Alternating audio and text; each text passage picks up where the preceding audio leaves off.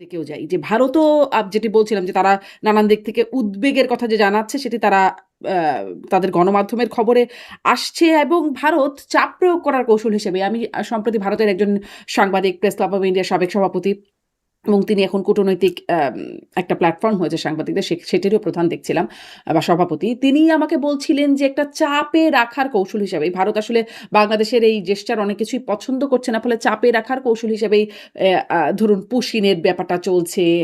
Doctor Zahed প্রধানমন্ত্রীর উপদেষ্টা তিনি গিয়ে অপমানিত হলেন বা হয়রানির শিকার হলেন এই বিষয়গুলো চলছে। আ মানে ভারত আমাদের আসলে কেমন ঝুঁকির মধ্যে ফেলতে পারে বা আসলে ফেলতে পারে কিনা?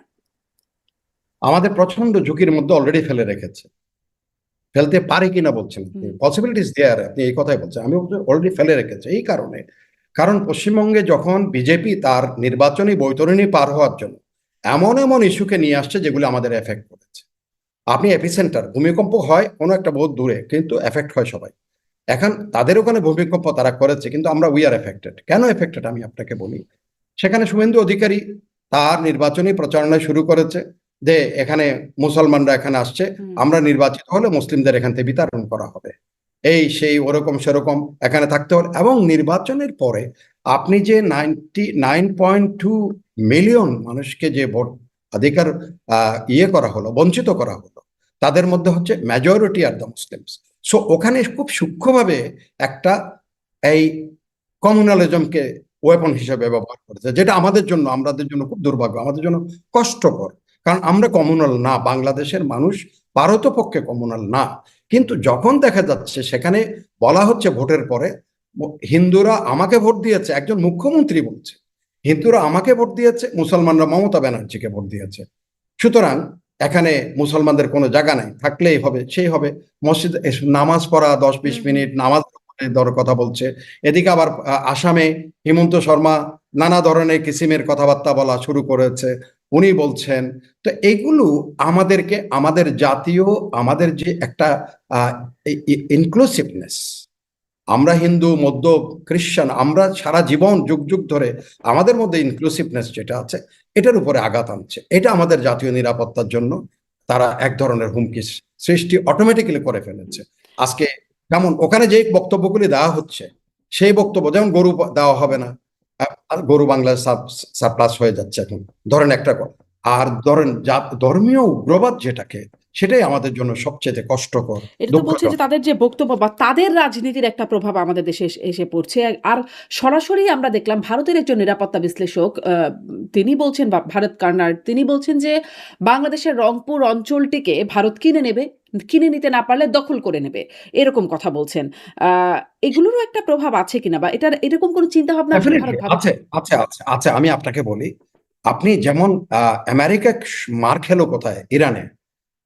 আমি প্রত্যেকটা তাদের স্ট্র্যাটেজিস্ট যারা আছে, যারা তারা বলছে আমেরিকা ভুলে গেছে যে তাদের একটা জাত্যাভিমান আছে, হুম, ইরানের একটা জাত্যাভিমান আছে, 5,000 বছরের তার একটা ইতিহাস আছে, সভ্যতার ইতিহাস হুম, আছে। আপনি 250 বছরের ইতিহাস নিয়ে আমেরিকা এখন তার শক্তি মদে মতমত্ত হয়ে আমেরিকা চীনের ইরানের উপর। এবং দেখা গেল ইরানিদের মধ্যে যেটা বিভক্তি ছিল মোল্লাতন্ত্রের বিরুদ্ধে বা এটার বিরুদ্ধে সেটা যেগুলো আরো ছিল, এক হয়ে তারা যায়। সব হুম, হয়ে গেছে। এক হয়ে গিয়ে এমন একটা কঠিন শক্তিতে এখন পরিণত হলো। তো এই যে তারা সবচেয়ে বড় আসল জায়গায়, সেন্সিটিভ জায়গায় তারা আঘাত করেছে। হুম, ঠিক একইভাবে এখন যদি ধরেন আপনি যে বলছেন এই যে রংপুর আমি কিনে নেব, কেন রংপুরকে আমি বলছি বিক্রি করব? হুম, হুম, আমরা কি বিক্রি করার কথা বলছি? হুম, বলি নাই তো। একবার বলে চট্টগ্রামকে এই সময়ে, এই যে মাণিক্য, চন্দ্রমাণিক্য, ত্রিপুরার মহারাজার চতুর্থ অধস্তন পুরুষ, বলছে চট্টগ্রাম আমরা দখল করে নিব এই সময়। আরে বাবা, এটা তো অত সহজ কিছু না। বর্তমান বিশ্বে বলা যত সহজ, হুম, করা অনেক বেশি কঠিন। আপনি যত কথাই বলুক, একটা জাতির যখন জাত্যাভিমান জাগ্রত হয়, একটা জাতির যখন স্বজাত্যবোধ, স্বজাতিবোধ মানে দেশপ্রেম জাগ্রত হয়, বা আপনি হেল্প করলেন, তখন সেটা কিন্তু বড় কঠিন সেখানে। আর আমি কেন বলতে যাব রংপুর আমার দখল করা, রংপুর এটা করার ওটা করার, আমি এটাকে না করে বরং আমার কথা হলো আমাদের রিলেশনশিপ। হুম, হুম, আমরা তো হ্যাভ বন্ডিং আছে। 71 সালে ভারত বাংলাদেশের পাশে দাঁড়িয়ে যুদ্ধ করে নাই। সেসব না বলে এখন তুমি দখল করে নিবা, দখল করে নিবে, এগুলি বলে তো ইউ আর অ্যান্টাগোনাইজিং। হুম, বলছেন যে বলা যত সহজ করা তত সহজ না। কিন্তু কিছু বিষয় আবার এর মধ্যে আছে। ধরেন মানে এশিয়ার সবচেয়ে বড় রাম মন্দির নির্মিত হতে যাচ্ছিল রংপুরে। সেখানেও আবার স্থানীয়দের একটা বাধার মধ্যে সেটা স্থগিত হয়ে আছে। কিন্তু তার একটা স্ট্রাকচার ইতোমধ্যে দাঁড়িয়ে গেছে। সেটার অর্থায়ন কোথা থেকে রাম মন্দির না, রামের মূর্তি, রাম মূর্তি। মূর্তি। দুঃখিত। রামের হ্যাঁ, মূর্তি হ্যাঁ, হ্যাঁ, সবচেয়ে হ্যাঁ, হ্যাঁ, বড় হ্যাঁ, ৮১ হ্যাঁ, ফিট সম্ভবত উচ্চতার একটা হ্যাঁ, রামের মূর্তি করা হয়েছে। কারেক্ট, ইউ আর হ্যাঁ, কারেক্ট, তো কারেক্ট। সেখানে আ এই একটা প্রচেষ্টা, এটাও একটা খুব সন্দেহজনক কোথা থেকে অর্থায়নটা আসছে, এটা নিয়ে বেশ কিছু আলোচনা আছে। আবার ধরেন কিছুদিন আগেই দেখা গেল একজন চৈতালি চক্রবর্তী সুপ্রিম কোর্টের আইনজীবী আম হঠাৎ করে তিনি এসে বলছেন, বেশ ভাইরাল হলো সামাজিক যোগাযোগ মাধ্যমে যে বাংলাদেশে হিন্দুদের জন্য একটা আলাদা প্রদেশ গড়ে তোলা হবে। এরকম একটা বার্তা তিনি দিচ্ছেন। বিশ্বের বিভিন্ন দেশের সহায়তা নিয়ে এটা এরকমটা করবেন। মানে এরকম ছোটখাটো বিষয়গুলোকে কি এক সুতায় গাঁথবার কোনো সুযোগ আছে না? ভারত কর্নার বলছেন রংপুর বিভাগকে দখল করে নিতে। এদিকে রংপুর বিভাগে রাম মূর্তি হচ্ছে। এদিকে চৈতালি চক্রবর্তী কোথা থেকে এসে তিনি বলছেন যে হিন্দুদের জন্য আলাদা প্রদেশ। কোনো মানে সমীকরণ আছে কিনা এর মধ্যে? আমি আপনাকে একটা কথা বলি। এই যে বাবু শুভেন্দু অধিকারী তো পশ্চিমবঙ্গের মুখ্যমন্ত্রী, একজন মুখ্যমন্ত্রী হিসেবে, রাজনৈতিক নেতা হিসেবে আমার সমস্ত শ্রদ্ধাবোধ আছে। আর সেদিন উনি দেখলাম একটা বক্তব্য দিয়েছেন। উনি বলছেন, উনি ইয়ের কাছে গেছেন, একজন জাতীয়তাবাদী অর্থাৎ কমনাল, আমি নামটা নাই বললাম, ওনার ওখানে গেছে, যে উনি বলছে বাংলা বঙ্গ ভাগ করার জন্য উনি করেছেন। হ্যাঁ, এটা এখন এই জন্য ওনার শ্রদ্ধা জানাতে আসে। বাট উনি হয়তো ইতিহাসের এই পার্ট নেন নাই। এই উপমহাদেশ যখন বিভক্ত হচ্ছিল তখন তিনটা এন্টিটিকে স্বীকৃতি দেওয়া হচ্ছিল: পাকিস্তান, ভারত, বাংলা, আসাম। বাংলা, আসাম। সেখানে এই যে গৌহাটিতে এখন যে বরদলুই ইন্টারন্যাশনাল এয়ারপোর্ট, বরদলুইর প্রচুর টাকা পয়সা ছিল। বরদলুই টাকা দিয়ে ব্রিটিশদেরকে কিছু কবজা করেছে অথবা গান্ধীজির কাছে তারপর গিয়েছে। সেখানে গিয়ে আপনার তাদেরকে এই বলা বলা হলো যে বাংলাতে মুসলমানরা 36টা সিট, 36টা সিট তাদের রিজার্ভ আছে, ওভারঅল মেজরিটি হয়ে যাবে মুসলমানরা। তাহলে পাকিস্তানও মুসলমানরা মেজরিটি, আর বাংলা আসামও মেজরিটি হবে, দুইটা মুসলমান দেশ হয়ে যাবে। এই কথাগুলি তুলেই কিন্তু তখন এই বঙ্গভঙ্গটা হয়েছিল, এসব কথাবার্তা হয়েছিল। এখন যদি এখন এই অঞ্চলের সব মুসলমান মিলে যদি আবার ওনারা যেভাবে উস্কানি দিচ্ছেন, যেমন আমি একটা জিনিস আমি অবাক হয়ে গেছি, উত্তরপ্রদেশে আপনি জানেন কি পরিমাণ গডসে টেম্পল আছে? নাথুরাম গডসে, হু কিল গান্ধী, আপনি বিশ্বাস করতে পারবেন? গান্ধীর গলায় সেখানে বিভিন্ন ধরনের অপমানজনক মালা পরায় দিছে এই যে সেখানে মুখ্যমন্ত্রী আর যোগী আদিত্যনাথ। কারণ তার কথা হলো যে Godse was the real Patriot, সত্যিকারের দেশপ্রেমিক ছিল গডসে। গান্ধী দেশ মাতাকে ভাগ করার জন্য রাজি হয়েছে, সুতরাং Gandhi is held responsible for division of দেশমাতা। সুতরাং গান্ধীকে মেরে সে যা করেছে সেটা ভালো করেছে, তার জন্য সবচেয়ে বড় মন্দির করেছে এখন উত্তরপ্রদেশে গডসে টেম্পল। তো এগুলি কি, এগুলি তো হচ্ছে, তারা এগুলি থেকে আপনি জানেন কি এখানে কি করে বলে যে এখানে এখন সবাইকে থাকতে হলে মুসলমানকে ধর্ম পরিবর্তন করতে হবে। আপনি ২৭ লক্ষ মানুষ, আমার এটা পার্লামেন্টে এই যে ভারতীয় কংগ্রেসের রাজ্যসভার যে মেম্বার, উনি ২৭ লক্ষ মানুষ তার পাসপোর্ট সহ কোর্টে আবেদন করেছে যে আমি এদেশের নাগরিক, আমাকে ভোটাধিকার বাতিল করা হয়েছে। ৯২ লক্ষ মানুষের মধ্যে ৩৫ লক্ষ মানুষ ভোটের ডিফারেন্স ছিল এবার বিজেপি এবং মমতা ব্যানার্জির মধ্যে ৩২ লক্ষ। ৩৫ লক্ষ মানুষ অলরেডি আবেদনই করেছে উইথ ভ্যালিড ডকুমেন্টস যে দে আর দ্য ভোটার্স। এগুলি সবগুলি ভোটারগুলোকে বাদ দিয়ে ইলেকশন করা হয়েছে। কিন্তু তার অর্থই নয় যে প্রতিদিন উঠতে বসতে ধর্মীয় উগ্রবাদ ওখানে চর্চা করা। আমি পরপর ৩টা জিনিস আমি লিখেছি, আমাকে ওরা একটা চিঠিও লিখেছে যে আপনি আসলে the wall has two sides. I said wait, let's see. Yes, the wall has two sides, but দেওয়ালের দুই দিক দেখতে হয় না। আপনি বলে এক হাতে তালি বাজানো, এক হাতে ঘুষি দেওয়া যায়, তুমি আমাকে ঘুষি মারতেছো এক হাত দিয়ে, কিন্তু তালি বাজানোর দরকার। আপনি সব ধর্মীয় উগ্রবাদগুলি ছড়িয়ে দিচ্ছেন। আমরা এখানে আমাদের মানুষগুলো যারা আছে, আমরা যা প্রতিবেশী যারা আছে, আমাদের ভাই হিসেবে সারা জীবন যুগ যুগ ধরে আমরা বসবাস করেছি।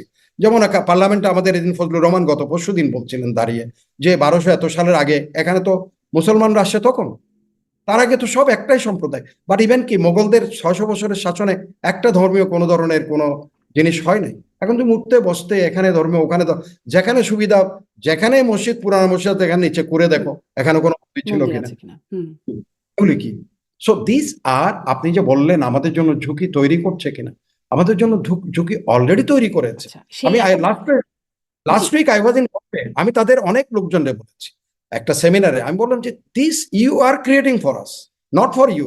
ইউর ভারতের সবচেয়েতে, ইভেন কি প্রণব মুখার্জি লাস্ট রাষ্ট্রপতি হিসেবে তার যে বিদায়ী ভাষণে বলছেন ভারতের ডেমোক্রেসির where is the beauty line, তা এটা সব মানুষের সম্মিলিত, সবগুলি তার সমাহার হচ্ছে, সে তার সেখান থেকে সুর তুলছে ভারত, রং ছড়াচ্ছে, বা প্রতিবেশীরা সেখান থেকে রং নিয়ে তার মনের মাধুরী মিশিয়ে তার মতো ছবি আঁকছে, কিন্তু সেটার থেকে তুমি তো এখন দূরে নিয়ে যাচ্ছ ভারত। আমি এই কথাগুলো আমি বলে জি, আপনি ভারতের উগ্রবাদের কথা বলছেন এবং সেই উগ্রবাদের কারণে বাংলাদেশে একটা অস্থিরতা, অসহিষ্ণুতা তৈরির কথা বলছেন।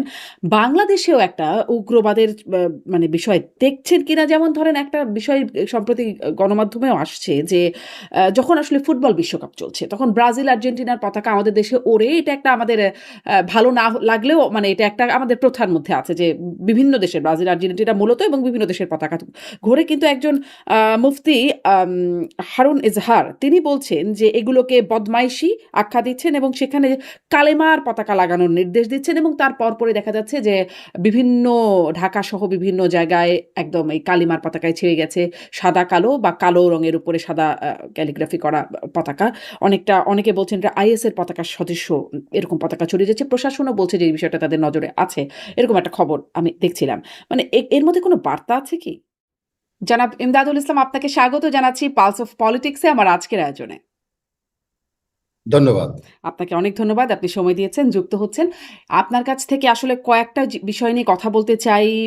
মূলত যেটি মালয়েশিয়া হয়ে প্রধানমন্ত্রীর চীন সফর শেষে তিনি বাংলাদেশ ফিরেছেন, সেটি নিয়ে কথা বলতে চাই। কূটনীতি এবং বাংলাদেশের নিরাপত্তা পরিস্থিতি, কয়েকটা বিষয় নিয়ে কথা বলতে চাই। বেশ কিছু ঝুঁকির কথা ইদানিং আমরা শুনতে পাচ্ছি। তো শুরু করি। অনেক আলোচনা হয়ে গেছে। খুব সংক্ষেপে যদি আপনার কাছ থেকে জানতে চাই যে আমরা জানলাম চীন সফর শেষে ১৭টি এমওইউ হয়েছে, অর্থনৈতিক করিডোর নিয়ে আলোচনা হয়েছে, তিস্তা প্রকল্প নিয়ে আলোচনা হয়েছে। আপনার কাছে কেমন মনে হলো এই সফরে আমাদের অর্জন কি? ধন্যবাদ। আসলে প্রথমত আমাদের চাওয়াটা কি ছিল সেটাই আমি উল্লেখ করি। আমাদের চাওয়ার মধ্যে ছিল একটা হচ্ছে ফাইন্যান্স, ইনভেস্টমেন্ট অ্যান্ড ইনফ্রাস্ট্রাকচার, অর্থ এবং বিনিয়োগ, আর হলো অবকাঠামো। তো এর ভিতরে অর্থের বিষয়টা খুব বেশি সামনে আসে নাই। তার মানে হচ্ছে হয়তো চায়না সেটা এখনো পর্যন্ত সেভাবে আমাদেরকে কনফিডেন্সে নেয় নাই যে অর্থ সহায়তার যেটার ব্যাপারে। বিনিয়োগের ব্যাপারে একটা জিনিস আছে যেটা হচ্ছে, এটা আমাদের কাছে আমরা বলবো যে এটা আগের থেকেই হয়ে আসা। এই চট্টগ্রামের আনোয়ারাতেই একটা চাইনিজ একটা ইপিজেড এক্সপোর্ট প্রসেসিং জোন, তাদেরকে একটা চায়নাকে একটা এক্সক্লুসিভ এখানে ইন্ডাস্ট্রিয়াল পার্ক করার জন্য জায়গা দেওয়া আছে। সেটার ব্যাপারে আলোচনা হয়েছে, আমিও সাইন হয়েছে। আর ইনফ্রাস্ট্রাকচারের ব্যাপারে চায়না আমাদের এখানে, আমাদের দেশে বড় বড় ইনফ্রাস্ট্রাকচার গুলি, পদ্মা ব্রিজ থেকে শুরু করে, টানেল থেকে শুরু করে, বা 6 লাইন মেট্রো রেল, বিভিন্ন জায়গায় তাদের ইনভেস্টমেন্ট বড় সড়ো আছে। এবার নতুন ইনফ্রাস্ট্রাকচার হয়তো সেগুলোকে আরো এগিয়ে নেওয়া যাওয়ার মতোই তারা সহায়তা দিবে, সেটুক পর্যন্ত আছে। তো এই তিনটা জিনিস। আর চায়নারও আমাদের প্রতি যে, আমাদের কাছে যে চাওয়া ছিল সেটা হচ্ছে ওয়ান চায়না পলিসি আমরা করেছি। বেল্ট রোড ইনিশিয়েটিভে আমাদেরকে আরো বেশি ইনক্লুসিভ, আরো বেশি অ্যাক্টিভ হওয়া, এটা।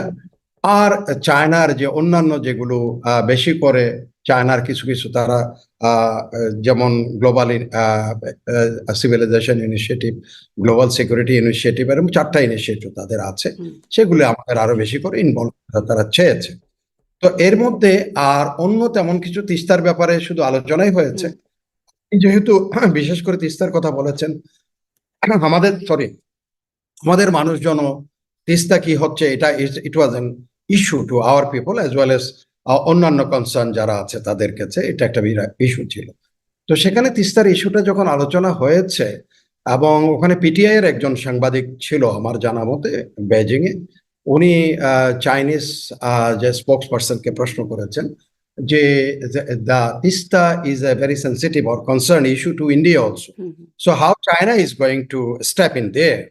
তো এই কথাটা বলার পরে উনি বলছেন যে yes, we are not interested to just brought any third party to intervene or interfere or from, আমরা এটা দ্বিপাক্ষিক দৃষ্টিকোণ থেকে দেখি। মানে তার মানে ভারতকে থার্ড পার্টি বলছে। জি, থার্ড পার্টি বলছে ভারতকে স্পষ্টভাবে, কারণ ভারতকে ভারতীয় সাংবাদিক ওখানে স্পেসিফাই করেছেন যে ভারত ইজ কনসার্ন। বাট কোশ্চেনটা হচ্ছে এখানে যে কনসার্নটা আমাদের, সেটা ভারতের কনসার্ন না।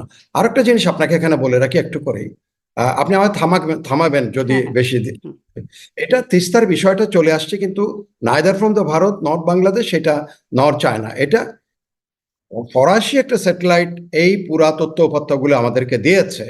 তারা দেখিয়েছে যে 16টা ব্যারেজ ওখানে আছে আপনার তিস্তার উপরে, এবং গ্র্যাজুয়ালি এটার ইফেক্ট হবে যে বাংলাদেশের স্যালাইনিটিটা আমাদের উত্তরবঙ্গের দিকে, যেহেতু বঙ্গোপসাগর থেকে এখানে পানির যখন ফ্লোটা যখন বন্ধ হবে, তখন আমাদের স্যালাইনটা যেহেতু ব্যাকআপটা পুরা করার জন্য বে অফ বেঙ্গলের স্যালাইনিটি আস্তে আস্তে আমাদের দিকে আমাদেরকে এনগালফ করবে, অর্থাৎ আমাদেরকে গ্রাস করে নিবে। তো আমাদের এই যে কৃষিভূমি বা এটা ভূমি মৎস্য যেগুলো আছে সেগুলোর উপরে এটা একটা ইকোলজিক্যাল একটা বড়সড় একটা এফেক্ট হবে। সেটার থেকে আমাদের কিন্তু চেতনা, আমাদের জাগ্রত হওয়া।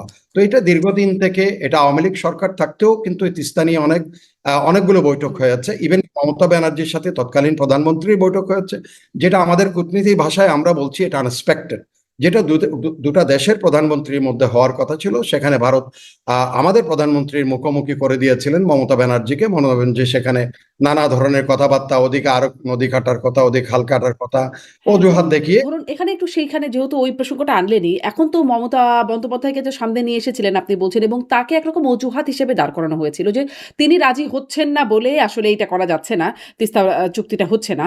আ এখন তিনি নাই। ফলে এই আলোচনাটা এখন বিজেপিরই সরকার, আ আ শুভেন্দু অধিকারী তিনিও বিজেপি নেতা। ফলে এখন কি এটা একটা আলোচনা ভারতের সাথে করবারও সময় এসেছে? আপনি একেবারে যথার্থ একটা জিনিস বলেছেন। I like it. এটা যে বললেন মমতাকে একটা উসিলা করা হয়েছিল, আসলে দেখা গিয়েছে পরে, এটা দেখা গিয়েছে এটা কিন্তু তাদের যে রাজ্য সরকার একটা বাদও এখানে দেয় নাই। হুম, সমস্ত বাঁধগুলি দিয়েছে কেন্দ্রীয় সরকার, 16টা বাঁধের মধ্যে 16টা বাঁধেই দিয়েছে কেন্দ্রীয় সরকার। সমস্যাটা সৃষ্টি করেছে কেন্দ্রীয় সরকার ভারতের, হুম, কিন্তু সেখানে অজুহাত দেখানো হয়েছিল মমতা ব্যানার্জি পশ্চিমবঙ্গের পানির অভাব, এটা হুম, সেটা বলে এটাকে। ইভেন কি ঢাকাতে এসেও, ঢাকায় আপনার যদি মনে থাকে, ঢাকাতে নরেন্দ্র মোদী যখন আসলেন, একদিন আগে মমতা ব্যানার্জিকে পাঠালেন হুম, যে এই বিষয় নিয়ে আলোচনা করার জন্য। একদিন আগেই উনি নরেন্দ্র মোদী আসার আগেই মমতা ব্যানার্জি চলে গেলেন। আবার আমাদের প্রধানমন্ত্রী যখন রিটার্ন ভিজিটে গেলেন দিল্লিতে, মমতা ব্যানার্জি গিয়ে ওখানে মুখোমুখি করে দিলেন যে কথা বলার জন্য তিস্তা ব্যারেজ নিয়ে। আসলে পরে দেখা গেল এটা, আপনি যে কথাটা বলছেন এটা অজুহাত। অজুহাত এই কারণে, কারণ একটা বাঁধও কিন্তু পশ্চিমবঙ্গ সরকার দেয় নাই তিস্তার উপরে। হুম। সমস্ত 16টা বাঁধের মধ্যে 16টা বাঁধেই দিয়েছে পশ্চিমবঙ্গের, সরি, ভারতের কেন্দ্রীয় সরকার। তো সুতরাং এইটা দীর্ঘমেয়াদী চলছে। এবারও যে আমরা খুব আশায় বুক বাঁধবো তেমনও না।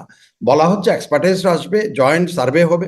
সার্ভে কিন্তু আগে হয়েছে এগুলো, হুম, আমি জানি না এগুলি কিভাবে আবার আমাদের সামনে আনা হচ্ছে যে জয়েন্ট সার্ভের কথা, এটার কথা, ওইটার কথা বলা হচ্ছে তিস্তার ব্যাপারে। তিস্তার আমার মনে হয় না যে এখানে কাজের কাজ কিছু একটা হয়েছে, কারণ আমরা আশা করেছিলাম যে একটা ডিটেইল হয়তো একটা এগ্রিমেন্ট হবে আমাদের মধ্যে, এমনও না হয়ে যে এটা কিভাবে আমাদেরকে এই যে ব্যারেজ করা, ওখানে ডিগিং করা।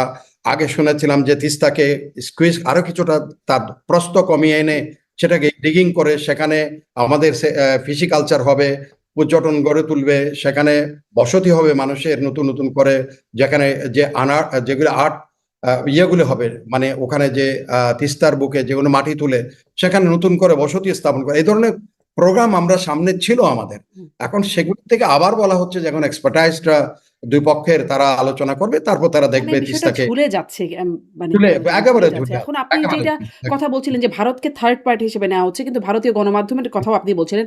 দেখছি যে এটাকে ভারত একটা তার জন্য স্পর্শকাতর এরিয়া মনে করছে, এবং সেখানে চীনের প্রভাবকে ভারত পছন্দ করছে না। সেটি আগেও ছিল, এখনো এটি জানাচ্ছে। এবং ভারতীয় গণমাধ্যমে এর সাথে, সাথে আরেকটা বিষয় দেখলাম, মানে উম বাংলাদেশ ২৪টি ফাইটার জেট, যেটাকে আসলে আ আ ভিগোরাস ড্রাগন চীনের কাছ থেকে নিচ্ছে, সেটি বলে পরিচিত বলে দেখছিলাম। সেটি বাংলাদেশ আনার যে একটা প্রচেষ্টা নিচ্ছে, সেটি নিয়েও ভারতীয় গণমাধ্যমে খুব আলোচনা হচ্ছে। এটি আসলে আপনার কাছে কি মনে হয় যে ভারতের এই কনসার্নটাকে আপনি কিভাবে দেখেন? এটার পেছনে দুটা কারণ আছে আমাদের উপমহাদেশে। এই যে অপারেশন সিঁদুর যেটা হলো হুম, হুম, ভারত এবং পাকিস্তানের মধ্যে, সিঁদুরে এই যে C-17 যে ফাইটার এয়ারক্রাফট গুলোর কথা বলা হচ্ছে, সেগুলো আমাদের এখানেও, শুধু ভারতীয় গণমাধ্যম না, আমাদের গণমাধ্যম হইচই খুব শোরগোল গেছে। আমরা এবার চোখে চোখ রেখে কথা হুম, বলবো, মানে এগুলো আসার পরে আর কি এই ধরনের একটা মন মানসিকতা কেউ কেউ ছড়িয়েছে। তো বা আমরাও এটা একটা টু স্ট্রেংথেন দ্য ইয়ার পাওয়ার, এটা হয়তো একটা, যেহেতু আমাদের চায়নার সাথে আমার অনেক লেনদেন, বিশেষ করে আর্মামেন্ট, আমাদের যে সামরিক যে উপকরণগুলো, এগুলো ম্যাক্সিমামে আমাদের কিন্তু এখনো পর্যন্ত আমরা চীন নির্ভর, এবং চীনের সাথে আমাদের সেই ধরনের লেনদেন আছে। তো এই কথাটা আসছিল যে দুইটা স্কোয়াড্রন C-117 যেটা যেটা তার পারফরমেন্স, এবং রাফায়েলকে ইট হ্যাজ বিটেন রাফায়েল, এটাও কিন্তু বিশ্বব্যাপী ছড়িয়ে গেছে তার ক্যাপাসিটি, তার সবকিছু, তার পারফরমেন্স এগুলোর থেকে। সো তার কন্টেস্টিং জোন বা এয়ার স্পেস, এগুলি নিয়ে অনেক কথাবার্তা আছে। তো বাট কই এই ধরনের কিন্তু এই চুক্তির মধ্যে বা এই সফরের মধ্যে সেই ফাইটার এয়ারক্রাফট পাওয়ার কোনো ধরনের ঘোষণা, বা এই যে 17টা যে এমওইউ আছে বা সেখানে হয়েছে, সেখানে কিন্তু কোনোটার মধ্যে একটা আছে শুধু, সেটা হচ্ছে সামরিক প্রশিক্ষণ, পারস্পরিক প্রশিক্ষণ দেওয়া, এটার ব্যাপার আছে। বরং 2002 সালে আমাদের সাথে একটা এগ্রিমেন্ট আছে, চীনের একটা এগ্রিমেন্ট আছে আমাদের 2002 সালের।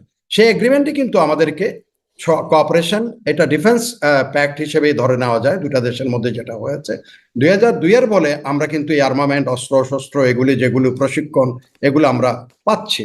ইভেন কি 2002 সালের ওইটার উপরে ভিত্তি করে একটা যৌথ মহড়ার কথা হচ্ছিল। পরে এটা হয়তো বিভিন্ন ধরনের নানা মহল থেকে অবজেকশন আসার পরে মহড়াটা শেষ পর্যন্ত এটা বাতিল হয়ে যাচ্ছে। যেমন আমাদের ডিপ সি পোর্ট, সোনাদিয়াতে ডিপ সি পোর্ট, এরকমও চায়নার সাথে আমাদের এমওইউ হয়েছিল সাইন করার জন্য। সেটাও বিভিন্ন ধরনের কর্নার থেকে নানা ধরনের যখন কূটনৈতিক বা ভূ রাজনৈতিক যখন প্রেশার আসছে, এটা আমরা অ্যাবান্ডন করেছি। চীন হয়তো সেটা এখনো তাদের মনের মধ্যে আছে, গেঁথে আছে সেটা। কারণ এই শিপিং তখন ছিল ভাইস প্রেসিডেন্ট, তখন ছিলেন, হি সাইন দ্য এমওইউ এই ঢাকার এই যে হোটেল লা মেরিডিয়ানে। তো ওনার কাছে এটা ভিভিডলি হি ইজ স্টিল হয়তো remember that what happen with us. Hmm. এই যে আপনি কূটনৈতিক বা ভূ-রাজনৈতিক প্রেশারের কথা বলছেন, এই প্রেশারের মধ্যে মানে ভারতের বিষয়টা আমি আলোচনাটা করতেই চাই। ভারত উদ্বেগের কথা জানাচ্ছে, ভারতের গণমাধ্যমে জানাচ্ছে। ভারতকে আমরা যতটা বুঝি জানি, আগেও যখন চীনের সাথে এই তিস্তা প্রকল্প হচ্ছিল, বাংলাদেশ মানে বিগত সরকারের সময়, আওয়ামী লীগ সরকারের সময়, তখনও ভারত সেটাকে ভালোভাবে নেয় নাই। সেই বার্তাটাও তারা দিয়েছে। ফলে ভারতের এই একটা কূটনৈতিক প্রেশার, তাদের উদ্বেগ, এটার প্রভাব আমাদের উপর কেমন পড়বে? এটা একটা প্রশ্ন। সাথে, সাথে যুক্তরাষ্ট্রও একটা বড় প্রভাবের জায়গা। যারাও ঠিক এক্স্যাক্টলি। বাংলাদেশে বা এই পুরো অঞ্চলেই আম চীনের প্রভাব বিস্তার করুক, তারা এটা পছন্দ করে না, স্পষ্টভাবে জানিয়েছেন। এটি মানে বাংলাদেশে রাষ্ট্রদূতের সাক্ষাৎকারেও আমরা দেখেছিলাম যে তারা এটা পছন্দ করছে না। ফলে এবং এই সফরের আগে, প্রধানমন্ত্রী সফরের আগে যুক্তরাষ্ট্রের রাষ্ট্রদূত দেখাও করেছেন। তাদের কাছেও আসলে মানে বিষয়টা কেমন হয়ে দাঁড়াবে? আমাদের জন্য উদ্বেগের কিছু হবে কিনা যে বড়, বড় পাওয়ার গুলো ভালোভাবে নিচ্ছে না যদি এমনটা হয়? আমরা আমরা আসলে ভূ রাজনীতিতে আমরা এক ধরনের একটা বড়সড় একটা গ্যারাকলের মধ্যে আছি ভূ রাজনীতিতে। সেটার কারণ তার আগে আমি আপনার যে প্রশ্নটা, এটা অত্যন্ত যৌক্তিক। আপনি ভারতের এই কনসার্নটা আমি একটু ক্লিয়ার করি। আপনি তিস্তার ওই পারে হচ্ছে নেপাল, ওই পারে গেলেই নেপাল, আর এই পারে বাংলাদেশ। হুম, এখন সেটার সাথে রিলেট করে তারা চিকেন নেককে, শিলিগুড়ির চিকেন নেককে। এবং তিস্তাতে যদি চায়না এসে বসে, চায়না যদি এখানে তার ইন দ্য নেম অফ, আমরা যেটাকে বলি যে এটাকে তারা ইয়ে করবে, অর্থাৎ আমাদেরকে তিস্তা প্রজেক্টটা এক্সিকিউট করে দিবে বা এটাকে ইমপ্লিমেন্ট করার জন্য আমাদের অবস্থায় যাবে, ভারতের কাছে সেটা হচ্ছে চীনের একেবারে সরাসরি চিকেন নেকের চিকেনের উপর এসে বসে, গলার মধ্যেই হুম, বসে যাওয়া। কারণ ওই পারে Nepal is not that very friendly with India, এটা বাস্তব সত্য। নেপালকে কোনো রকমে ভারত তার পাশে আনতে পারছে না। এবং এই পারে যদি বাংলাদেশের মধ্যে কোনো হোস্টাইলিটি, এটা তো সময়ে সময়ে হচ্ছে, তারা মনে করে এখানে যদি চায়না মধ্যখানে চলে আসে, তাহলে চিকেন নেক তার উপর একটা পার্মানেন্ট থ্রেট এটা স্টাবলিশ হয়ে যাবে। এই জিনিসটাকে মনে রেখে, কারণ চিকেন নেকটা তারা যতদিন পর্যন্ত তাদের এই যে এটা হয়তো আমরা আসবো, ওই যে কালাদান মাল্টিমোডাল, এটাকে বাইপাস করার জন্য, তারা নেগোশিয়েট করার জন্য কলকাতা সিটওয়ে, তারপর ওভার দ্য কালাদান প্লেটোতে গিয়ে তারা ন্যাশনাল হাইওয়েতে হয়ে আইজলের সাথে তারা লিঙ্ক আপ হওয়ার জন্য, এটা তারা যতদিন ইমপ্লিমেন্ট করতে না পারে ততদিন পর্যন্ত এই কনসার্নটা তাদের জন্য খুব বেশি স্ট্রং। এটা যে কোনো দেশের যারা ধরেন নিরাপত্তা নিয়ে কাজ করে, দেশের ঝুঁকি নিয়ে কাজ করে, তাদের কাছে এটা অযৌক্তিক না, এটা কিন্তু তাদের দিক থেকে এটা যৌক্তিক। কারণ চীনের সাথে তাদের এখনো পর্যন্ত এমন কোনো হৃদ্যতাপূর্ণ সম্পর্ক হয়নি। কারণ এটার পেছনে আবার কারণ আছে। এই যে আপনি মার্কিন যুক্তরাষ্ট্র, আমি আসবো মার্কিন যুক্তরাষ্ট্রের অন্যতম, এখানে তারা মনে করে যে ওয়েপন যেটাকে বা তাদের যেটা মিনস, সেটা হচ্ছে ভারত, টু এনসার্কেল চায়না। চায়নার যে প্রভাব, আপনি প্রশ্ন তো এটাও যৌক্তিকভাবে করেছেন যে এখানে চায়না, চায়নার প্রভাব বিস্তার হোক এটা মার্কিন যুক্তরাষ্ট্র চায় না। কিন্তু চায়না যদিও তাকে মালাক্কাতে বাকায়দায় ফেলেছিল কোয়াড করে, এই যে তার মধ্যে ভারত কিন্তু কোয়াডের একজন সদস্য, হুম, এবং ব্রিটেন একটা সদস্য, অস্ট্রেলিয়া সদস্য, ফ্রান্স ছিল। ফ্রান্স শেষ পর্যন্ত মন কালাকালির মন কষাকষির মধ্যে ওদের সাবমেরিন নিয়ে, তাদের সাবমেরিন থেকে না নিয়ে ব্রিটেনের সাবমেরিন যখন অস্ট্রেলিয়া নিচ্ছে, ফ্রান্স উইথড্র হয়ে চলে গেছে। বাট ভারত ওখানে খুব অ্যাক্টিভ। কিন্তু সেখানে দেখা গেল কি এই কোয়াডের মাধ্যমে আপনার মালাক্কা প্রণালীতে যে হার্ডল ক্রিয়েট করেছে ইউনাইটেড স্টেটস ফর চায়না, কারণ মালাক্কা ছিল চীনের জন্য চতুর্থ তার এনার্জি সাপ্লাই রুট। এই বেকায়দায় ফেলে দিয়ে যখন দিছে চায়না খুব স্মার্টলি, তখন আমাদের সোনাদিয়াতে চায়না আসতে চেয়েছিল to have an alternative route belt route ইনিশিয়েটিভের জন্য। তার বাংলাদেশ এমওইউ সাইন করার পরেও এই যে হয়তো এটা একটু স্পষ্ট বললে বলো ভারতীয় প্রেসারের কারণে হুম, সেটা সেখানে উইথড্র হয়ে গেছে, বাংলাদেশ সেটা অ্যালাউ করতে পারে বা করে নাই। শেষ পর্যন্ত চায়না কিন্তু আর বসে থাকে নাই, চায়না চলে গেছে ও মিয়ানমারকে কনভিন্স করে, তারা চলে গেছে চকপিওতে। হ্যাঁ, চকপিওতে তাদের এখন কুনমিং এর সাথে দুইটা লাইন, এখন গ্যাস এবং তেল লাইন, ওই দুটা দিয়েই তারা এখন মধ্যপ্রাচ্য থেকে গ্যাস এবং তেল এগুলি তারা ওখানে কুনমিং এ নিয়ে যাচ্ছে। তিনটা প্রভিন্সে চায়নার তারা এখানে এটা সাপ্লাই করে। একই সাথে তারা ওই চকপিওতে তারা প্রায় মোর দেন $20 বিলিয়ন তারা ওখানে বিনিয়োগ করে তারা ইন্ডাস্ট্রিয়াল পার্ক গড়ে তুলতেছে। এবং সেটা তারা মেইন চায়নাতে না করে, অর্থাৎ মূল ভূখণ্ডে তারা এটা উৎপাদন না করে উৎপাদন ব্যয়টাকে কমানোর জন্য তারা, এবং যোগাযোগ সহজের জন্য তারা চক্রিয়তে সেটা করে, তারা তাদের মার্কেট আফ্রিকা এবং মধ্যপ্রাচ্যকে তারা টার্গেট করে তারা প্রোডাকশন এখানে যাচ্ছে। আজকে আমি একটু করে আবার হয়তো এটা লিঙ্ক হয়ে যাবে, আমাদের পররাষ্ট্রমন্ত্রী ডক্টর খলিল বলছিলেন টাইম এবং কস্ট অফ প্রোডাকশন এই দুটাকে, এখন উনি বলছেন আজকে এখানে আমাদের বাংলাদেশে করিডোর, অর্থনৈতিক করিডোরের আলোচনা নাকি হয়েছে। আমাদের সাংবাদিকরা হয়তো ওনাকে প্রশ্ন করেন, আমি হলে প্রশ্ন করতাম, তাহলে আপনি যে করিডোর একটা কথা বলে এখানে যে যখন জাতীয় নিরাপত্তা উপদেষ্টা হুম, ছিলেন তখন যে একটা প্যাচ লাগালেন তখন হুম, মিয়ানমার, সেখানে আপনি জানেন যে চীনের কি স্বার্থ আছে সেখানে, আপনি তো you are the first man who was provoking, who was advocating hmm. For the corridor, humanitarian corridor, এটা সেটা। এখন আজকে আবার আপনি সেই জিনিস কিন্তু চায়নাদের রেজিস্ট্রেট করা আছে। চায়নারা এত বোকা না, চাইনিজরা কিন্তু এগুলি সব জানে। তারা আজকে কাউন্টার প্রপোজাল, যদি এটা সত্য হয়ে থাকে আমি জানি না, বলা আলোচনা করা হচ্ছে যে চায়না বলছে এখন বাংলাদেশ মিয়ানমার হয়ে মুসের সাথে, Muse I travel up to this, এই রোডটা দিয়ে কিন্তু আমি গিয়েছি, অনেকবার এটা নিয়ে কথা বলেছি যে একটা আমাদের এই কমিউনিকেশনটা স্টাবলিশ করা উচিত। এবং সেটার জন্য আওয়ামী লীগ গভর্নমেন্ট কিন্তু রেলওয়ে লাইন নিয়ে গেছে ইন্ডিয়ান পর্যন্ত, কক্সবাজার রেল লাইন, এটা এক্সটেন্ডেড করা ছিল মিয়ানমারের সাথে, সেখান দিয়ে এই লাইন এই কমিউনিকেশন নেটওয়ার্কটা এস্টাবলিশ হওয়ার কথা ছিল। যার জন্য এটা হয়তো মার্কিন যুক্তরাষ্ট্র চায় না এই করিডোর হোক, কারণ এই যে লিঙ্ক আপটা হয়ে গেছে চকভিউতে, যেটা তাদের করিডোর, ইকোনমিক করিডোর, তারা they got the exposure, they got the access to the Indian Ocean over the Bay of Bengal uninterrupted ওয়াতে, এবং সেখানে বেস করে কোকো আইল্যান্ডে তারা চলে গেছে, ভারতের একেবারে নেকের উপরে গিয়ে তারা এখন এয়ারবেস, নেভাল বেস সেখানে করেছে। বাট এটা আমেরিকান যারা আছে তাদের কাছে এটা মনে হবে যে চীন তো তার প্রভাব বিশালভাবে বিস্তৃত করে ফেলছে, আর যার জন্য মার্কিন যুক্তরাষ্ট্র আমাদের দিকে তাদের এখন নজর আছে। বা আমাদের এখানে অতীতের সরকার যেখানে ধরেন খ্রিস্টান স্টেটের কথা বলে হুম, হুম। বিপদে পড়ে গেছিল, বলো ডিপ স্টেটের কথা চলে আসছিল, ডিপ স্টেট কিভাবে এখানে কাজ করেছে সেগুলো হয়তো আরো বিস্তৃত কোনো আলোচনায় হয়তো অন্য সময়ে আলোচনা। মানে তার মানে এই ডিপ স্টেটের প্রভাবে আ আ এখনো মানে ডিপ স্টেটের প্রভাবে এই এমওইউ যেগুলো হলো সেগুলো বাস্তবায়িত নাও হতে পারে। এই জায়গাটাই একটা শঙ্কা আমি রয়েই আমি যাচ্ছে। এখানে একটা কথা বলি, একটা কথা বলি এখানে, চীনারা আমাদের সব খবর রাখে, আমরা যেমন চীনের কিছুটা খবর রাখি। চীন $21 ট্রিলিয়ন খুব অর্থনীতি, স্বাভাবিক। হুম, $1 বিলিয়ন সারপ্লাস হয়, আমাদের সাথে $13 বিলিয়ন হুম, তাদের ব্যালেন্স অফ পেমেন্ট আমরা পিছাই। চীনরাও তো আমাদের সব খবর রাখে। চীন এখন তো যদি তারা অ্যাকাউন্টিং এ আনে, তারা কাউন্ট করে, তাহলে তারা বলবে যে আমাদের 15 ফেব্রুয়ারি আমাদের ইলেকশন হলো, তাহলে 12 তারিখ কেন আমার হুড় করে আমেরিকার সাথে একটা বাণিজ্য চুক্তি কেন করতে হলো? হুম। চীন কি এগুলি চীনের দপ্তরের মধ্যে চাইনিজ পলিসি মেকারদের কাছে নাই? দে হ্যাভ এভরিথিং আমাদের কাছে। এই জন্য ভূ রাজনীতিতে every step you have to count, যে আমার নেক্সট কোর্স কি হবে।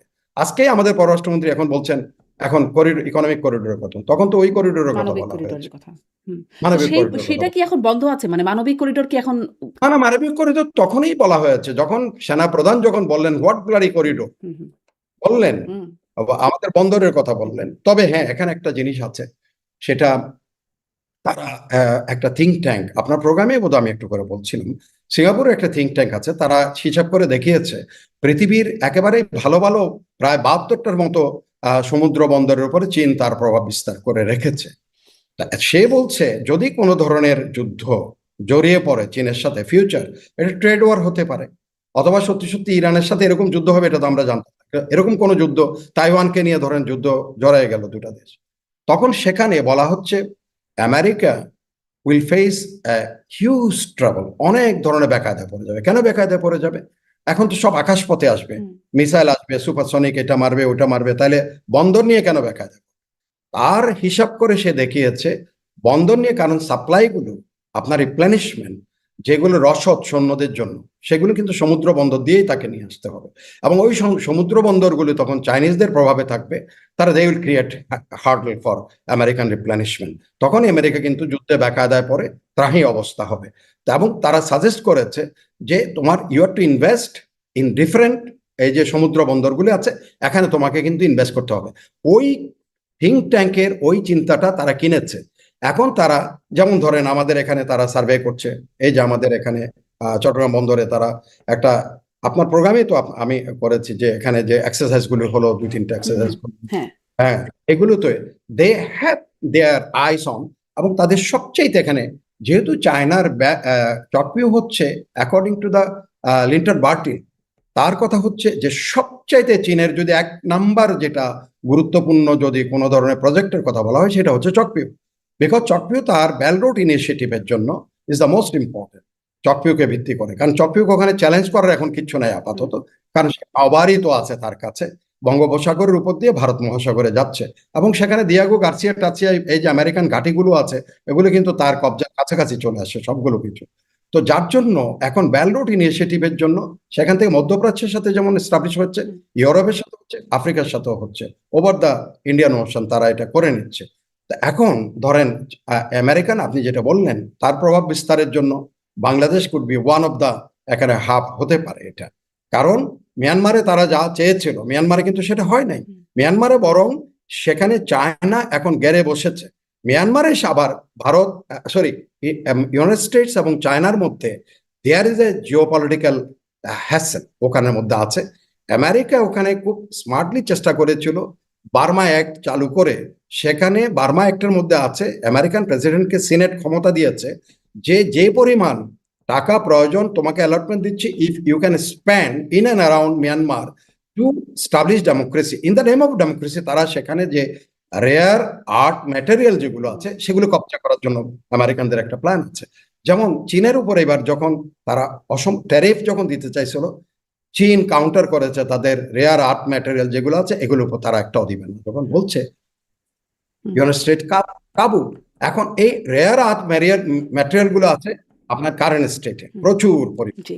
এবং আমি দেখা যাচ্ছে ওইদিকে খুব ওই বেশি অর্থ, না গিয়ে আমি এখানে ওই যে ট্যারিফের ব্যাপারে যে কাবু হলো, আ মানে চীনের কাছে ইউনাইটেড স্টেটস, কিন্তু বাংলাদেশ আবার ইউনাইটেড স্টেটস এর কাছে কাবু হয়ে গেছে ওই চুক্তি, বাণিজ্য চুক্তির করার জি, ক্ষেত্রে একটা, সেখানে একটা মানে যুক্তরাষ্ট্রের কথা আপনি বলছিলেন, একটা কড়া নজর তো বাংলাদেশের উপর আছেই যে এই বিষয়গুলো হচ্ছে।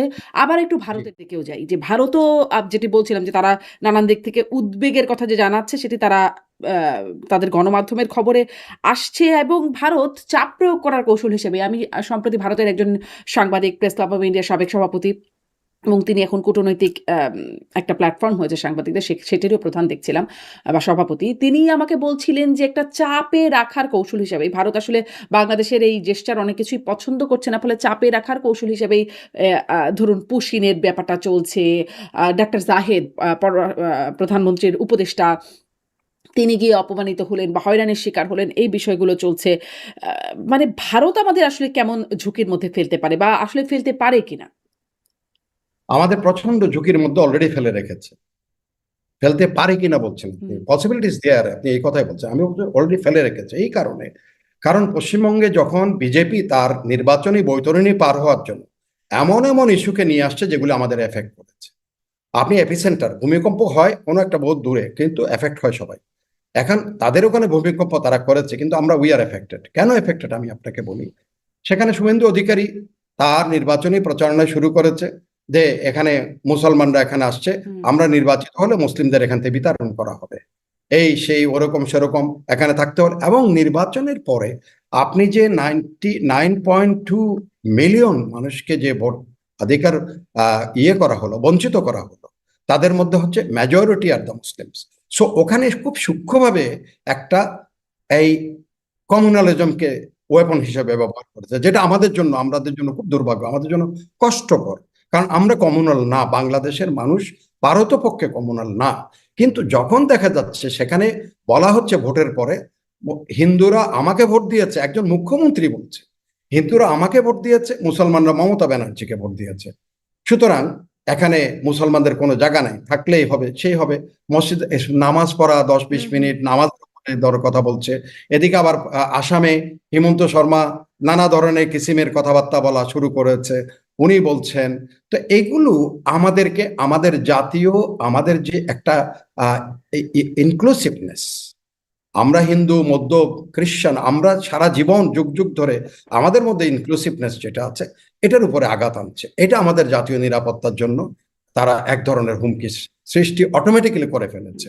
আজকে যেমন ওখানে যে বক্তব্যগুলি দেওয়া হচ্ছে, সেই বক্তব্য যেমন গরু দেওয়া হবে না, আর গরু বাংলায় সারপ্লাস হয়ে যাচ্ছে এখন, ধরেন একটা কথা। আর ধরেন ধর্মীয় উগ্রবাদ যেটাকে, সেটাই আমাদের জন্য সবচেয়ে কষ্টকর, এটা তো বলছে দুঃখজনক। যে তাদের যে বক্তব্য বা তাদের রাজনীতির একটা প্রভাব আমাদের দেশে এসে পড়ছে। আর সরাসরি আমরা দেখলাম ভারতের একজন নিরাপত্তা বিশ্লেষক, তিনি বলছেন, বা ভারত কর্নার, তিনি বলছেন যে বাংলাদেশের রংপুর অঞ্চলটিকে ভারত কিনে নেবে, কিনে নিতে না পারলে দখল করে নেবে, এরকম কথা বলছেন। এগুলোরও একটা প্রভাব আছে কিনা, বা এটার এরকম কোনো চিন্তা ভাবনা আসলে ভারত ডেফিনেটলি আছে, ভাবছে? আছে, আছে, আছে। আমি আপনাকে বলি, আপনি যেমন আমেরিকা মার খেলো কোথায়, ইরানে।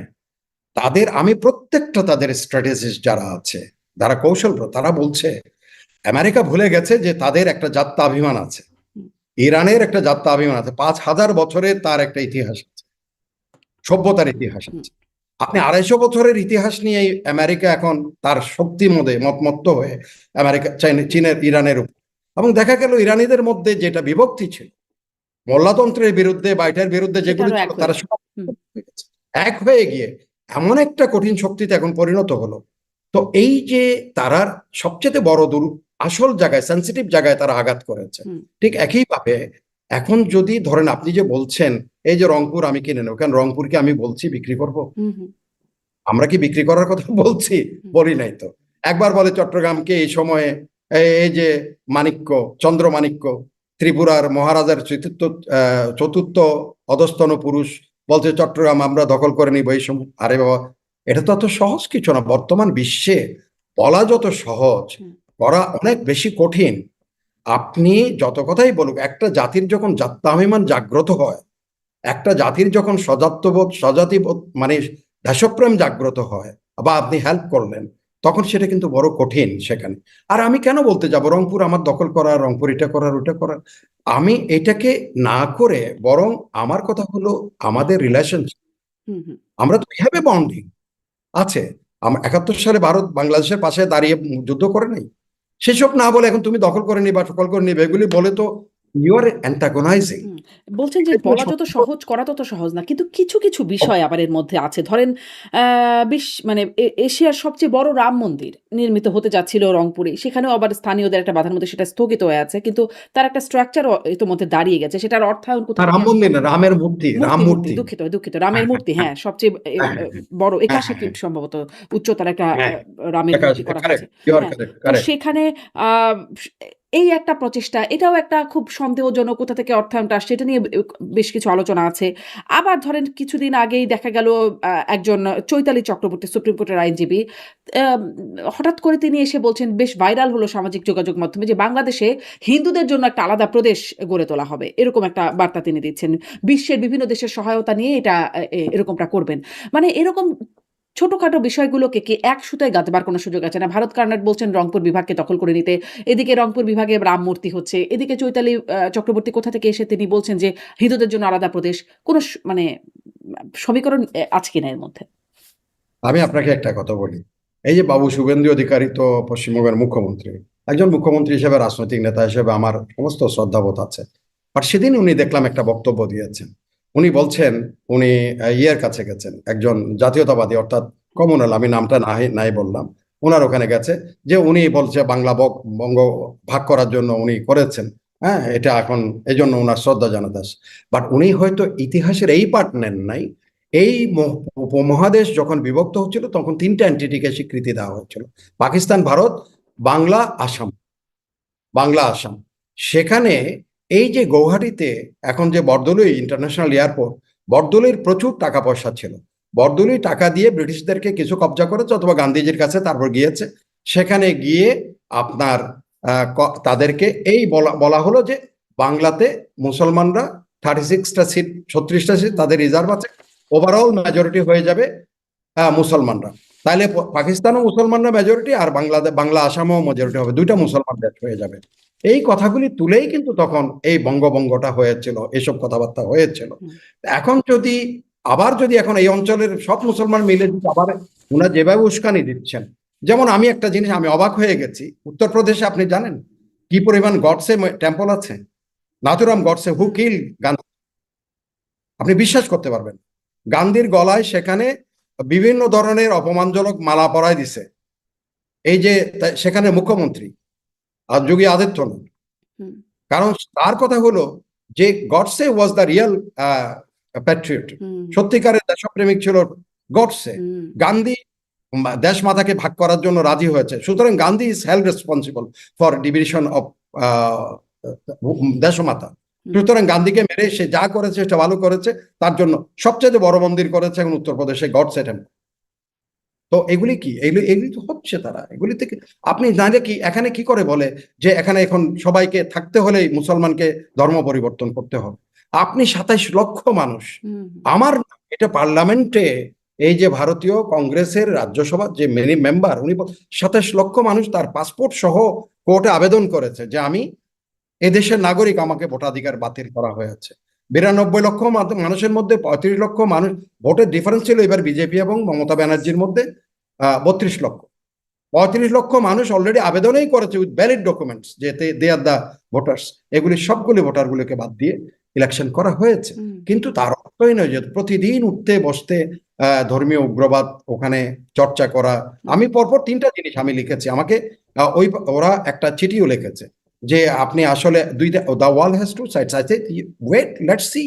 Yes, the wall has two sides, but দেওয়ালের দুই দিক দেখতে হয় না। আপনি বলে এক হাতে তালি বাজানো, এক হাতে ঘুষি দেওয়া যায়, তুমি আমাকে ঘুষি মারতেছো এক হাত দিয়ে, কিন্তু তালি বাজানোর দরকার। আপনি সব ধর্মীয় উগ্রবাদগুলি ছড়িয়ে দিচ্ছেন।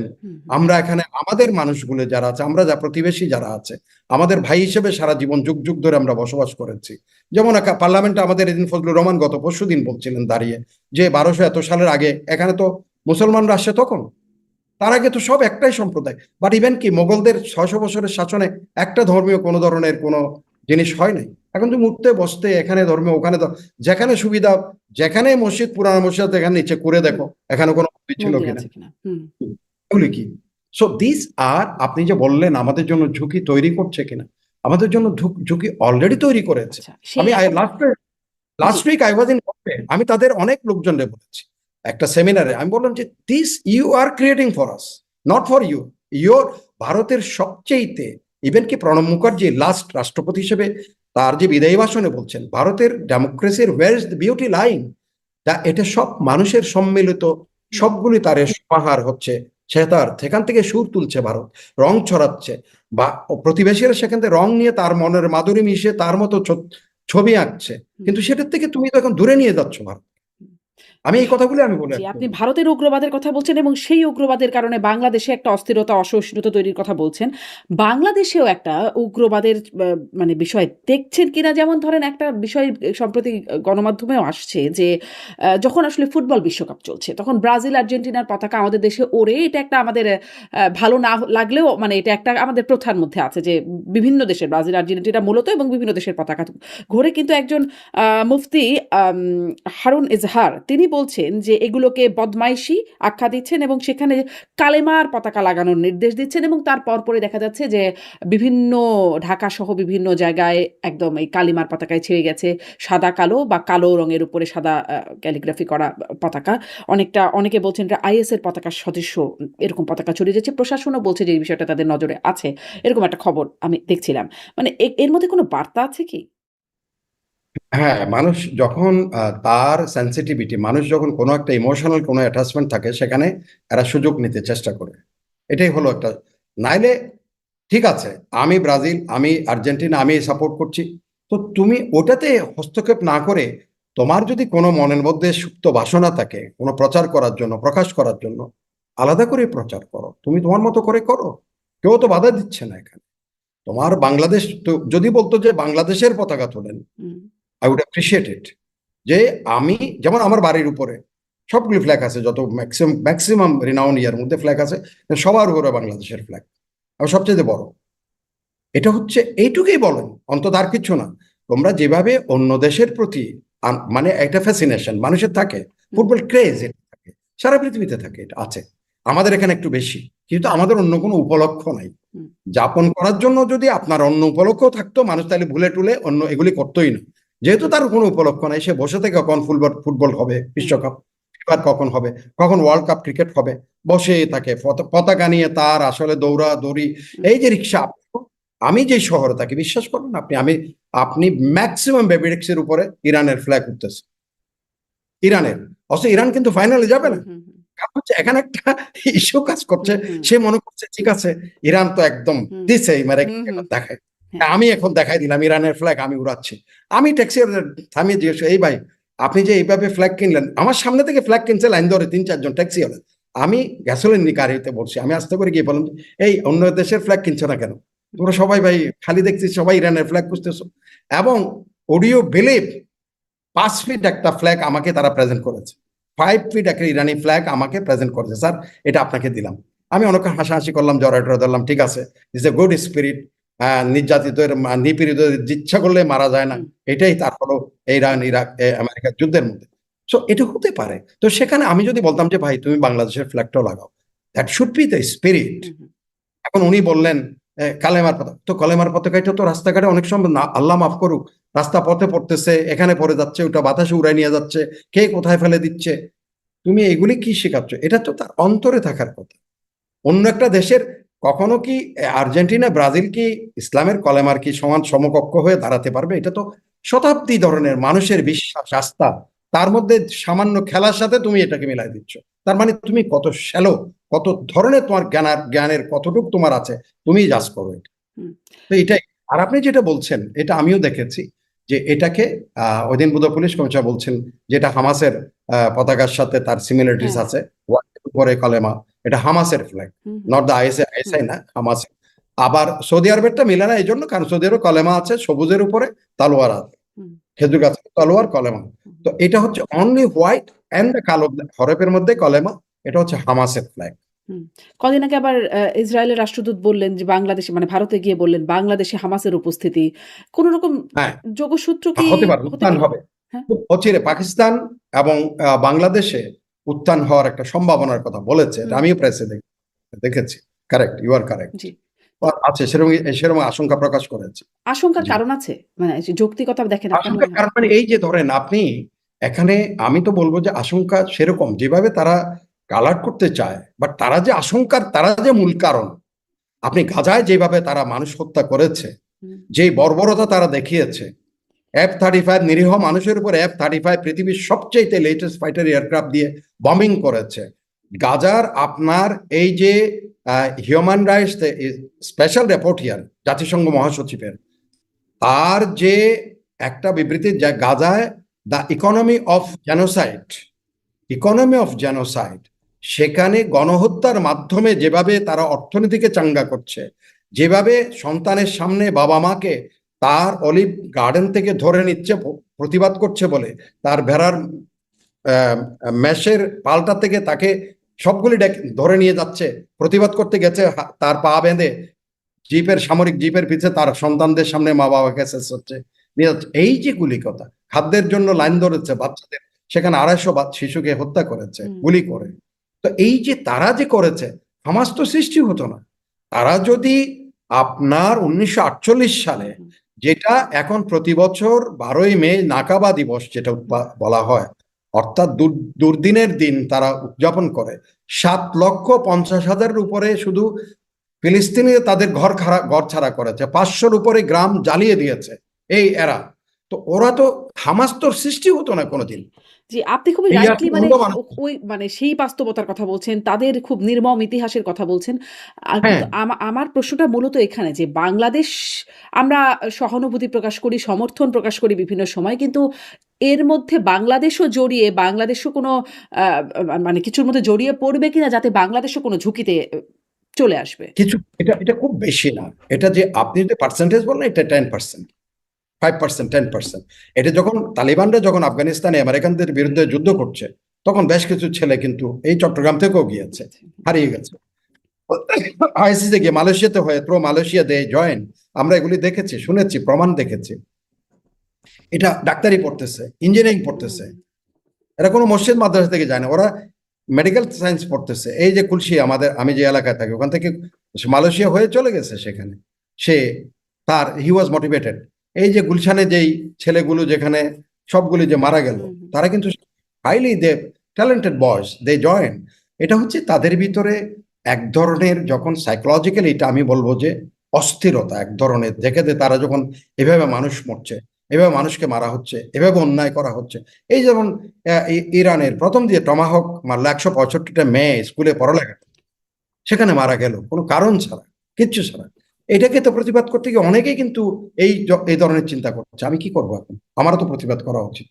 প্রতিবাদ করার এই প্রতিবাদ নাম করে এই ধরনের উগ্রবাদের মধ্যে তারা জড়িয়ে পড়ছে। এবং কিছু এখানে সুযোগ সন্ধানী আছে, যারা আবার চায় এই ধরনের যারা আছে তাদের মোটিভেট করা খুব সহজ। হুম। তাদের মোটিভেট করে তার লাইনে নিয়ে গেল, তার পারপাস সার্ভ করার জন্য কাজে লাগানোর চেষ্টা করে। এই হলো কাজ।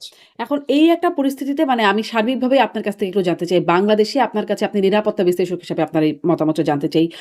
মানে উগ্রবাদ, জঙ্গিবাদ যদি বলি সেটার প্রভাব কেমন? যেমন আমাদের স্বরাষ্ট্রমন্ত্রী বলছেন যে জঙ্গিবাদ শব্দটা আসলে সেই ফ্যাসিস্ট বা আওয়ামী লীগ আমলের কথা তিনি বলছেন যে সেই সময়ে এটা ব্যবহৃত হতো, সেটি ব্যবহার করা যাবে না। তিনি এর সাথে দ্বিমত পোষণ করছেন। কিন্তু প্রধানমন্ত্রীর উপদেষ্টা ডাক্তার জাহেদ আবার বলেছেন জঙ্গিবাদ আছে। আমরা তো আসলে দেখেছি সেই ৫ই আগস্টের পরে জেল ভেঙে অনেকে পালিয়ে গেছেন জঙ্গিদের মধ্যে, তার মধ্যে ছিলেন অনেকে জামিন পেয়েছেন। বেশ বড় সংখ্যায় যারা আসলে জঙ্গিবাদের অভিযোগে অভিযুক্ত হয়ে জেলখানায় ছিলেন তারা জামিন পেয়েছেন। আ আ আ এবং সম্প্রতি কয়েকটা ঘটনাও দেখা গেল মানে ৮টি বিমানবন্দরে হাই অ্যালার্ট জারি করা হলো জঙ্গি হামলার শঙ্কায়।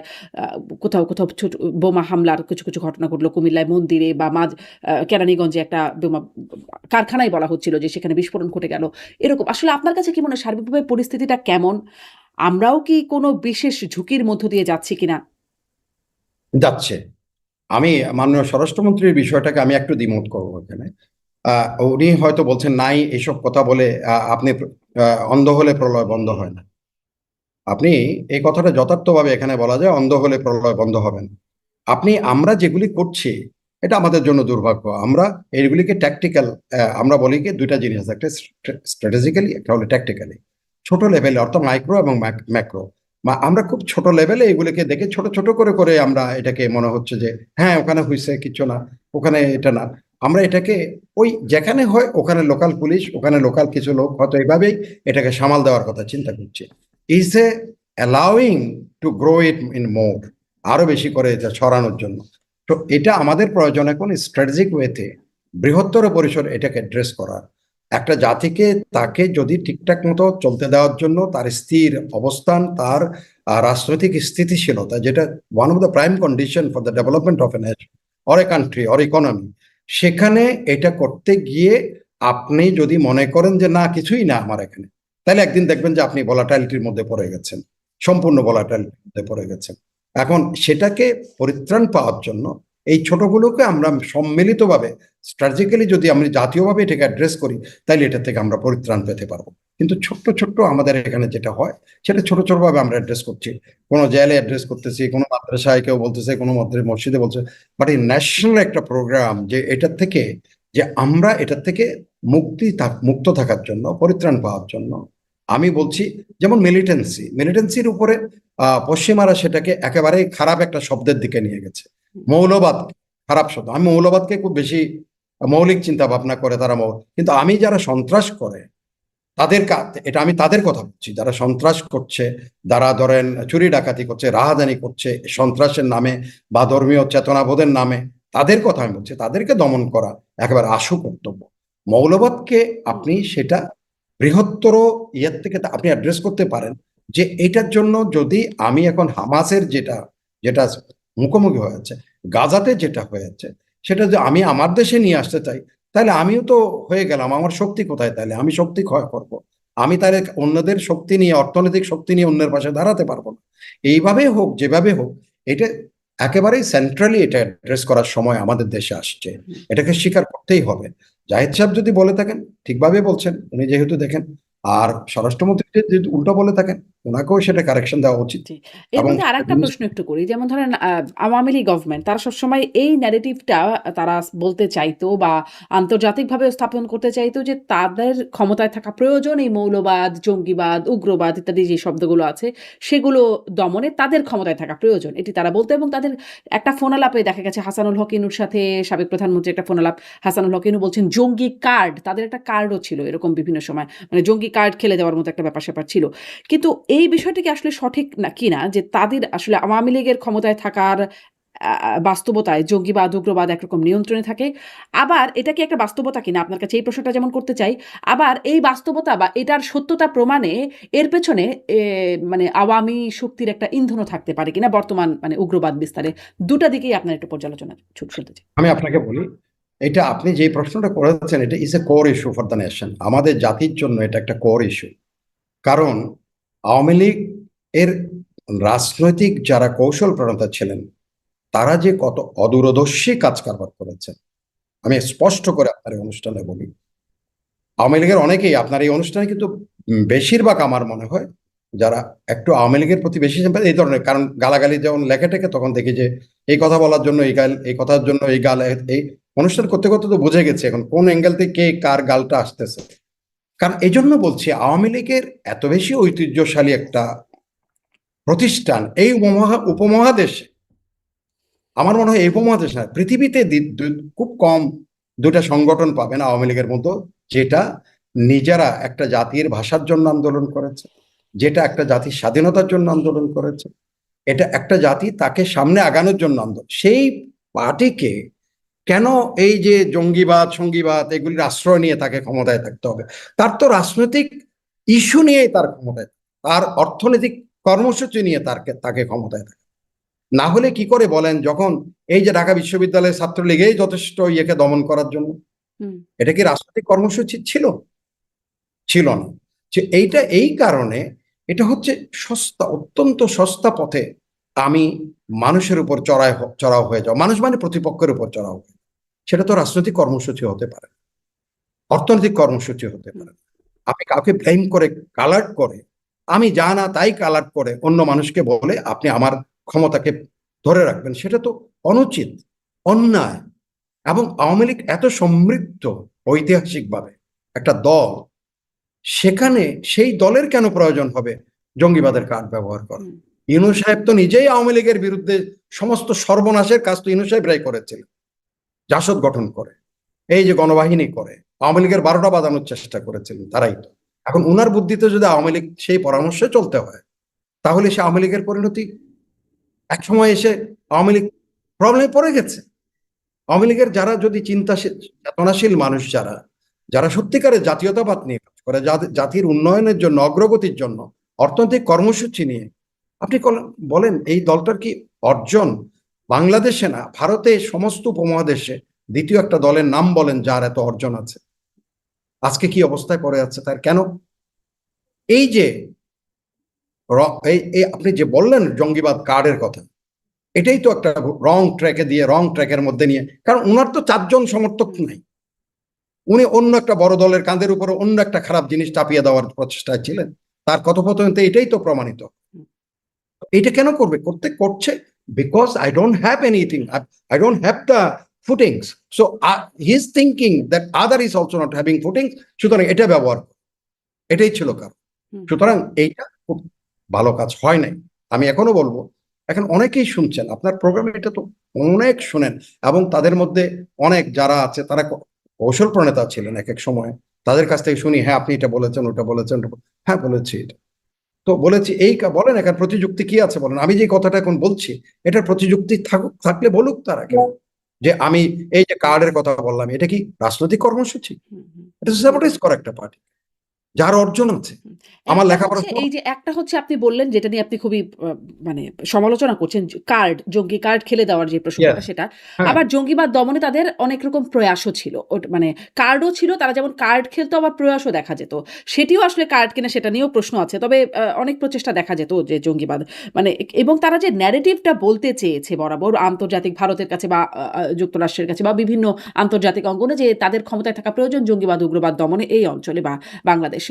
সেটির একটা বাস্তবতা আছে কিনা এই প্রশ্নটা আপনার কাছে করছিলাম। সাথে, সাথে এই প্রশ্নটাও করছিলাম যে সেটি যে একটা বাস্তবতা এটি প্রমাণ করবার জন্য তাদেরও এখানে কোনো ইন্ধন থাকতে পারে কিনা মানে বাংলাদেশে এখন যে উগ্রবাদ পরিস্থিতির বিস্তারের ক্ষেত্রে? আপনার কি মনে হয়? আমি হলো তো এই প্রশ্নটাই তারা করতাম, যে যারা আপনি ভারত এবং ইউনাইটেড স্টেটসকে, আমি যতটুকু আমার দৌড় যদ্দূর পর্যন্ত, ওই যে বল না মোল্লার দৌড় মসজিদ, আমি যদ্দূর পর্যন্ত গেছি দৌড়ে, সেখানে প্রত্যেকটাই জিজ্ঞেস করেছি, why you have created this thing. তুমি এখন তাহলে তুমি বলো, তুমি why you have bomb on Afghanistan 20 years। আফগানিস্তানের মানুষগুলোর সাথে অন্যভাবে তুমি একটা দফা রফা করতে পারো, তুমি কেন 20 বছর ধরে বম করলা? তুমি কোনো কথাবার্তা ছাড়া কেন গিয়ে কোরিয়ার উপরে এভাবে অত্যাচার বোমাবাজি করলা? তুমি কেন গিয়ে যেখানে হোসিমিন তোমাকে চিঠি লিখলো, হুম, আপনি জানেন লিন্ডন বি জনসনকে একটা চিঠি লিখেছে কে? হোসিমিন, যে তোমার সৈন্যরা এই কাজ করতেছে, এই করতেছে, সবচেয়ে নাপাম বোমগুলি আমাদের হুম, নিরীহ মানুষের উপর মারতেছে, আমাদেরকে ফরাসিরা এইভাবে অত্যাচার করতেছে, ওই করতেছে, এই করতেছে, তাদের হাত থেকে আমাদের রক্ষা করো। তার কাছে শেল্টার চেয়েছে আমেরিকান প্রেসিডেন্ট জনসনের কাছে, লিন্ডন বি জনসনের কাছে। জনসন একটা উত্তরও দেয় নাই। তারপরে কি করলো? পরে ফ্রান্সের দ্বিগুণ শক্তি নিয়ে ভিয়েতনামের উপরে ঝাঁপিয়ে পড়লো। তাইলে এখন একইভাবে তখন the fire on the lake একটা বই আছে, সেখানে বলা হচ্ছে ট্রুম্যানকে তার আগে চিঠি হুম। লিখেছে, বলছে ভাই আমাদের স্বাধীনতার জন্য আমরা নিরীহ মানুষ, আমরা তৃতীয় বিশ্বের গরিব মানুষ, আমাদের উপর কি করলো? তৃতীয় বিশ্বের মানুষগুলোর উপর তো বোমাবাজি করলো। তো সুতরাং এখন তারাই তো সৃষ্টি করছে আফগানিস্তানে, তারাই তো জঙ্গিবাদ কেন সৃষ্টি হচ্ছে? তারা আফগানিস্তানের উপর মেরেছে, তারা ইরাকে গিয়ে কেন? ইরাকের 5 লক্ষ শিশু কেন শিশু খাদ্যের অভাবে মারা গেল তাহলে? আমেরিকানরা তো they knows, everyone they knows. আমি আজকে শুনছিলাম জন হোসাপ, আরিজোনার সিনেটর, সে বলছে this president brought the global humiliation for the American nation. তাদের 250 বছর পূর্তি উৎসবের মধ্যে সারা পৃথিবীর একটা লজ্জা আমাদের মাথার উপরে ঢেলে দিয়েছে। হুম, তাহলে আর এই তো, তো সেখান থেকে এগুলি সৃষ্টি হচ্ছে। জি। তারা এখন আমাদের মধ্যে ওগুলি থেকে বাঁচার জন্য তোমাদের আমার সরকার থাকা দরকার, এটাও একটা ভাওতাবাজি, আর কিচ্ছু না। অনেক ধন্যবাদ জনাব ইমদাদুল ইসলাম। মানে ভূ-রাজনৈতিক নানান জটিলতা, চ্যালেঞ্জের কথা নিয়ে আলোচনা হলো, উগ্রবাদের বিষয়টাও নিয়ে আলোচনা হলো। নিশ্চয়ই আমাদের প্রত্যাশা তো থাকবেই যেগুলো আমরা সফলভাবে মোকাবেলা করি। ধন্যবাদ আপনাকে যুক্ত হয়ে সময় দেবার জন্য। অনেক ধন্যবাদ। অনেক আপনার ধন্যবাদ এই দর্শক। প্রোগ্রামটা করতে পারায় অনেক আনন্দের, অনেক অনেক আনন্দ। মন অনেক খুলে কথা ধন্যবাদ, বলা। অনেক ধন্যবাদ। আ ভালো থাকবেন। দর্শক আপনারা সবাই ভালো থাকবেন।